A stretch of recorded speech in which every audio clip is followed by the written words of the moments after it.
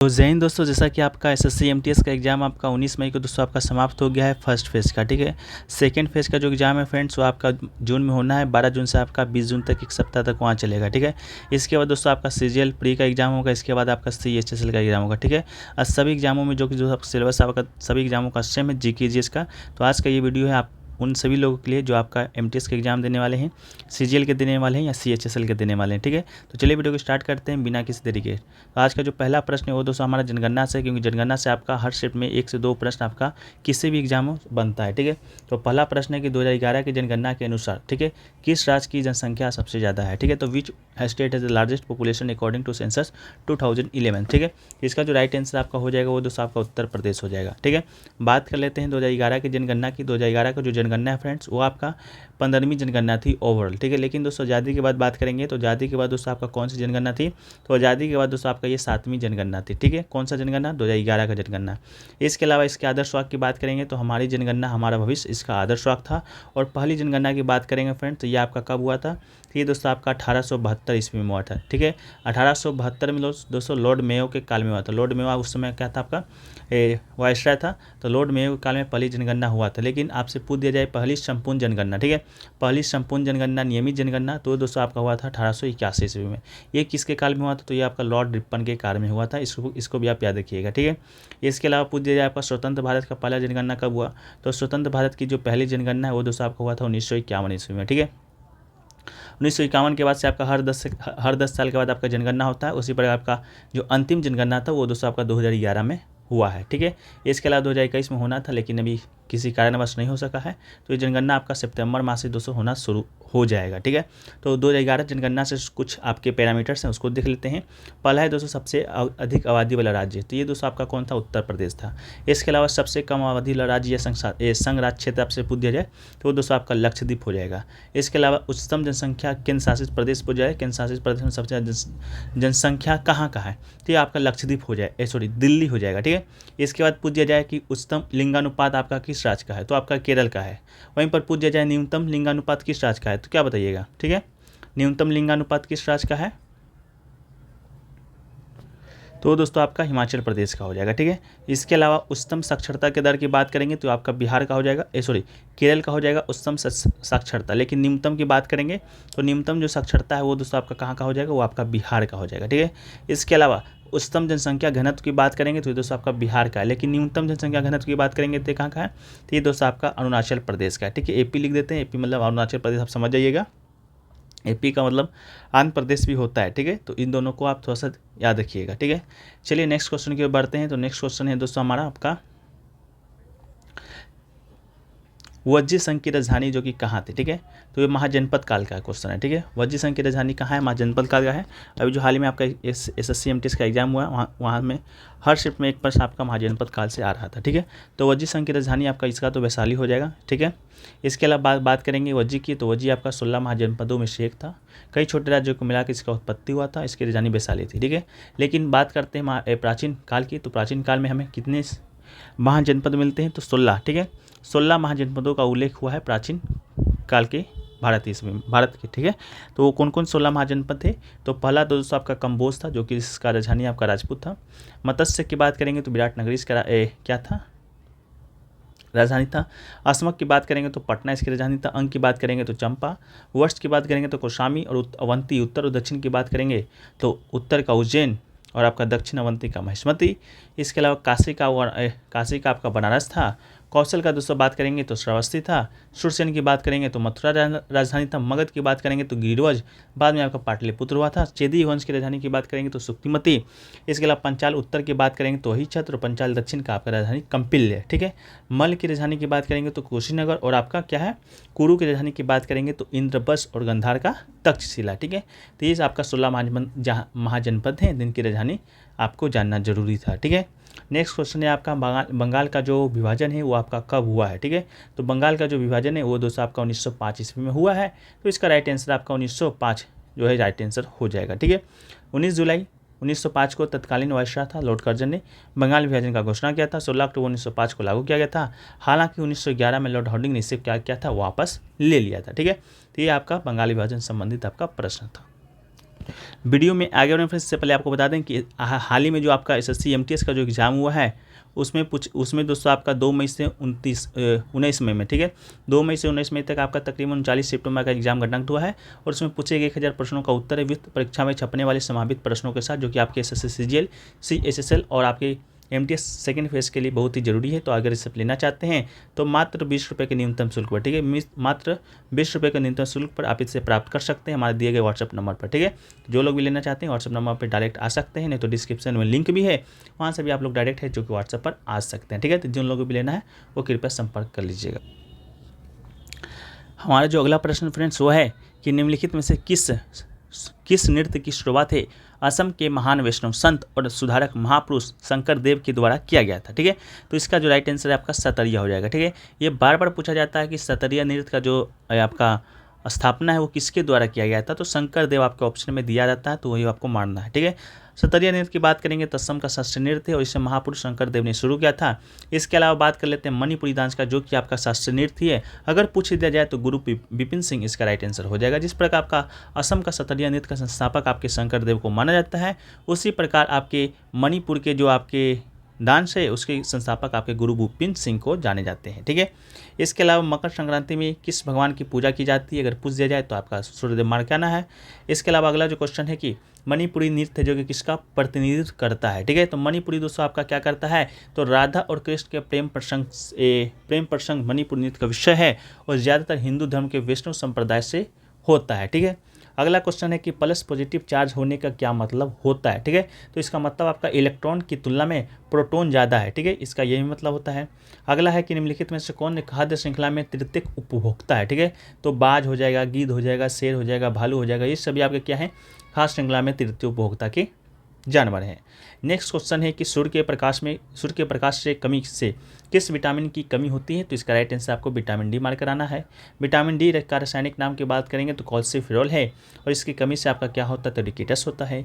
इसकी खोज की बात करेंगे अगर कोई पूछ देगा तो आपका एडवर्ड मेलानवी हो जाएगा। इसके अलावा ये विटामिन जो कि दोस्तों क्या है, वर्षा में घुलनशील है। इसके अलावा मछली, अंडे, जीगर, मशरूम में ये क्या है, पाया जाता है, ठीक है, इसके स्रोत है, ठीक है। इसके अलावा बात कर ले तो विटामिन डी का तो वर्षा में घुलनशील है, ठीक है। तो विटामिन 2 प्रकार का होता है फ्रेंड्स, एक आपका वर्षा में घुलनशील होता है, एक आपका जल में घुलनशील होता है, ठीक है। तो जल में जो घुलनशील विटामिन है वो दोस्तों आपका बी और सी, ठीक है।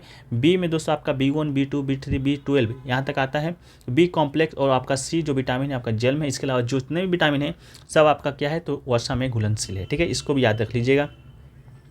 नेक्स्ट क्वेश्चन पूछा गया था कि 2021 में मेजर ध्यानचंद अवार्ड है जो कि किससे दिया गया है, ठीक है। तो 2021 में दोस्तों कुल 12 लोगों को क्या किया गया है, तो मेजर ध्यानचंद अवार्ड दिया गया, सॉरी 12 नहीं 11 लोगों को। कौन कौन से 11 नाम है, तो देखिए पहला है आपका नीरज चोपड़ा जी, जो कि आपके टोक्यो ओलंपिक में क्या किए थे, स्वर्ण पदक जीते थे, और इनका जो संबंध है आपका किससे है, तो एथलेटिक्स से है, ठीक है। इसके अलावा पूछ दिया जाए रवि कुमार दहिया का संबंध, तो कुश्ती से है, इनको भी आपका मेजर ध्यानचंद पुरस्कार मिला है। लवलीना बुरगहन की बात करेंगे तो इनका संबंध मुक्केबाजी से है, इनको भी मिला है। PR श्रीजेश की बात करेंगे तो इनका संबंध हॉकी से है। अवनी लखेरा पैराशूटिंग से है। सुमित अंतिल की बात करेंगे तो पैरा एथलेटिक्स है। प्रमोद भगत की बात करेंगे तो पैरा बैडमिंटन है। और कृष्णा नागर का बात करेंगे तो पैरा बैडमिंटन है। मनीष नरवाल जी आपकी पैरा शूटिंग है। मिताली राज आपके क्रिकेट के से संबंधित है। सुनील छेत्री फुटबॉल से, और मनप्रीत सिंह दोस्तों आपका हॉकी से, ठीक है। मिताली राज को इसको याद रख लीजिएगा क्योंकि क्रिकेट से आपका एक ही लोगों को आपका मेजर ध्यानचंद अवार्ड दिया गया था, चाहे पुरुष हो चाहे महिला, वो दोस्तों आपकी मिताली राज ही थे, ठीक है। नेक्स्ट क्वेश्चन देखिए, बार बार पूछा जाता है भारत के 50वें और वर्तमान में मुख्य न्यायाधीश कौन है, ठीक है। तो भारत के 50वें और वर्तमान में मुख्य न्यायाधीश की बात करेंगे तो धनंजय यशवंत चंद्रचूड़, ठीक है। धनंजय यशवंत चंद्रचूड़ आपके 50वें मुख्य न्यायाधीश हैं, वर्तमान में भी आपके यही है, ठीक है। इससे पहले की बात करेंगे तो इससे पहले आपका 49 कौन थे, तो 49 दोस्तों आपका उदय उमेश ललित थे। कौन थे, उदय उमेश ललित, ठीक है, ये आपका 49 थे। इसके अलावा एक पहले का बात कर लेते हैं तो 48वें का, ये दोस्तों आपके कौन थे, तो NV रमना, ठीक है, ये दोस्तों आपके NV रमना थे। इसके अलावा फर्स्ट CJI की बात करेंगे तो हरिलाल जयकुंद सुंदास कानिया, ठीक है। हरिलाल कानिया दोस्तों आपके फर्स्ट CJI यानी कि चीफ जस्टिस ऑफ इंडिया, ठीक है, रह चुके हैं। अगला क्वेश्चन की बात करेंगे, इसके अलावा एक और है आपका सर्वोच्च न्यायालय की पहली महिला न्यायाधीश की बात करेंगे तो फातिमा MBB, ठीक है।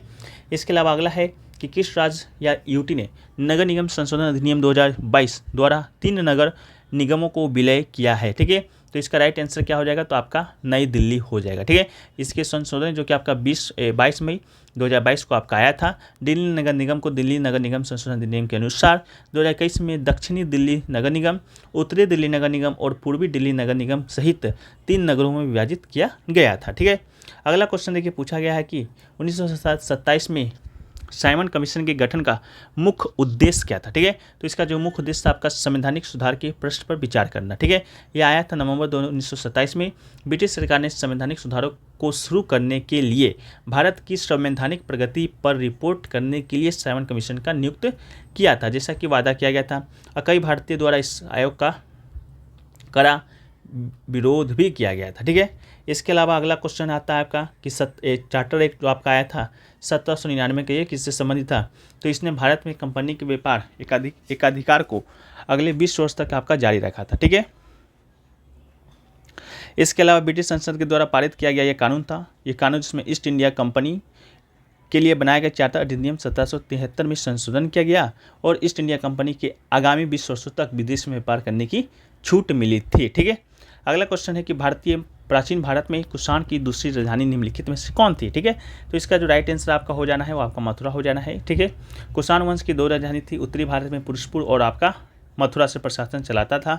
इसके अलावा इसका जो आपका स्थापना है 1st शताब्दी में कुजुल कटफिसस प्रथम के द्वारा किया गया था। इसके जो महान शासक थे आपके कनिष्क थे और ये भीम कटफिसस का पुत्र था। ठीक है,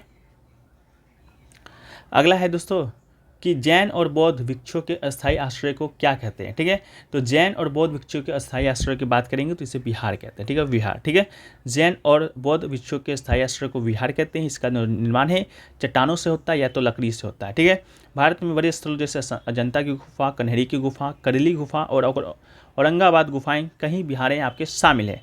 इसके अलावा बौद्ध धर्म में पूजा स्थल के रूप में चैत्य सभा मंडप होते हैं। और संघ की बात करेंगे तो ये बौद्ध भिक्षुओं या ननों का समुदाय या बौद्ध धर्म का पालन करने वाले भिक्षुओं का गण है। क्या है, संघ है। ठीक है, नेक्स्ट क्वेश्चन पूछा गया था कौन सा पुरातात्विक स्थल है जो कि भारत में नहीं है। ठीक है, तो मेहरगढ़ दोस्तों इसका राइट आंसर हो जाएगा, ऑप्शन में दिया गया था, प्रीवियस ईयर का क्वेश्चन है। तो मेहरगढ़ दोस्तों आपका कहाँ पर पड़ता है, तो बलूचिस्तान। कहाँ पर, बलूचिस्तान आपका पाकिस्तान में, जहाँ से नवपाषाण युग के बहुत से अवशेष मिले हैं। ठीक है, नेक्स्ट क्वेश्चन है दोस्तों आपका विश्व का सबसे बड़ा प्रशांत महासागर है। ठीक है, सबसे बड़ा महासागर कौन सा है, तो इसका राइट आंसर आपका प्रशांत महासागर राइट आंसर हो जाएगा। इसके अलावा दोस्तों बात कर लेते हैं सबसे गहरा भी यही है। इसके अलावा ऑस्ट्रेलिया, एशिया, अमेरिका और ओशिनिया के बीच फैला हुआ है। अंटार्कटिक महासागर की बात करेंगे तो विश्व का दूसरा सबसे बड़ा महासागर है। ठीक है, इसके अलावा सबसे छोटा महासागर की बात करेंगे तो आर्कटिक। ठीक है, आर्कटिक दोस्तों आपका महासागर जो कि विश्व का सबसे छोटा महासागर है। एस आकार के महासागर की बात करेंगे तो ये दोस्तों आपका अंटार्कटिक महासागर ही आपका एस आकार का महासागर, इस प्रकार करके आपका यह महासागर है। ठीक है, नेक्स्ट क्वेश्चन पूछा गया आपका मोरमुगाओ बंदरगाह जो है जो कि आपका किस राज्य में स्थित है। ठीक है, तो मोरमुगाओ बंदरगाह की बात करेंगे फ्रेंड्स, तो ये आपका कहाँ पर है, तो ये दोस्तों आपका गोवा में स्थित है। भारत के पश्चिमी तट पर गोवा में राज्य में स्थित है। ये खुला प्रकार का प्राकृतिक बंदरगाह है। ठीक है, नेक्स्ट क्वेश्चन आपका है कि क्षेत्रफल की दृष्टि से भारत का विश्व में कौन सा स्थान है, तो 7वां इसका राइट आंसर हो जाएगा।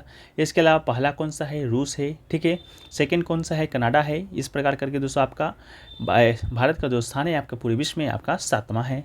अगला है कि भारत किस देश के साथ समुद्री सीमा साझा करता है। ठीक है, तो दक्षिण पूर्व में दोस्तों आपका श्रीलंका से करता है और दक्षिण पश्चिम में आपका किससे करता है, तो मालदीव से करता है। ठीक है, इसके अलावा 7 देशों के साथ समुद्री सीमा साझा करता है। चीन हो गया, भूटान हो गया, नेपाल हो गया, पाकिस्तान हो गया, बांग्लादेश हो गया, अफगानिस्तान हो गया, म्यांमार के साथ भूमि सीमा साझा करता है। ठीक है, समुद्री नहीं, भूमि। सबसे ज़्यादा की बात करेंगे तो आपका बांग्लादेश के साथ 4000 कुछ किलोमीटर का सीमा भारत साझा करता है। सबसे कम आपका अफगानिस्तान के साथ 104 किलोमीटर का सीमा साझा करता है। इसके अलावा बांग्लादेश और पाकिस्तान दोनों भूमि सीमाओं के साथ साथ समुद्री सीमाओं को साझा करते हैं, जबकि श्रीलंका राम सेतु के माध्यम से केवल एक समुद्री सीमा साझा करता है। अगला है कि भारत में जनसंख्या विस्फोट की अवधि को किस अवधि के रूप में जाना जाता है, तो 1951 से 1981 का जो अवधि था वह आपके भारत में जनसंख्या विस्फोट का अवधि था। ठीक है, इसके अलावा 1921 से 51 की बात करेंगे तो इस दशकों को अस्थिर जनसंख्या वृद्धि के रूप में जाना जाता है। 51 से 81 की बात करेंगे तो जनसंख्या विस्फोट है। 1901 से 1921 की बात करेंगे तो भारत की जनसंख्या के विकास के स्थिर चरण की अवधि के रूप में माना जाता है। ठीक है, नेक्स्ट क्वेश्चन पूछा गया था आपका कि कौन सी पब्लिक सेक्टर की बैंक है। तो पब्लिक सेक्टर यानी कि सार्वजनिक सेक्टर या सार्वजनिक बैंक। तो सार्वजनिक बैंक और सरकारी बैंक उन बैंकों को कहा जाता है जिसमें भारत सरकार का स्वामित्व होता है, यानी कि सार्वजनिक क्षेत्र के बैंक में क्रमशः 50% से अधिक सरकार की हिस्सेदारी होती है और इस प्रकार के बैंकों का जो नियंत्रण होता है सरकार के द्वारा ही किया जाता है। इसलिए ऐसे बैंकों को सार्वजनिक क्षेत्र के बैंक या राष्ट्रीयकृत बैंक या सरकारी बैंक कहलाते हैं। वर्तमान में भारत में आपके 12 सरकारी बैंक हैं। कौन कौन से हैं? स्टेट बैंक ऑफ इंडिया है, पंजाब नेशनल बैंक है, बैंक ऑफ बड़ौदा है, कैनरा बैंक है, यूनियन बैंक है, इंडियन बैंक है, बैंक ऑफ इंडिया है, सेंट्रल बैंक ऑफ इंडिया है, इंडियन ओवरसीज़ बैंक है, पंजाब सिंध बैंक है, बैंक ऑफ महाराष्ट्र है, यूको बैंक है। ठीक है, ये सभी जो 12 बैंक है ये सभी जो आपका सार्वजनिक क्षेत्र के बैंक हैं। ठीक है, तो आज का वीडियो यहीं पर रहने देते हैं। बाकी वीडियो अच्छा लगा तो वीडियो को लाइक कर दीजिए, चैनल पर नए चैनल को सब्सक्राइब कर दीजिएगा। ठीक है, इस प्रकार से डेली इसी टाइम आपको जो है वीडियो मिलता रहेगा। ठीक है, जय हिंद।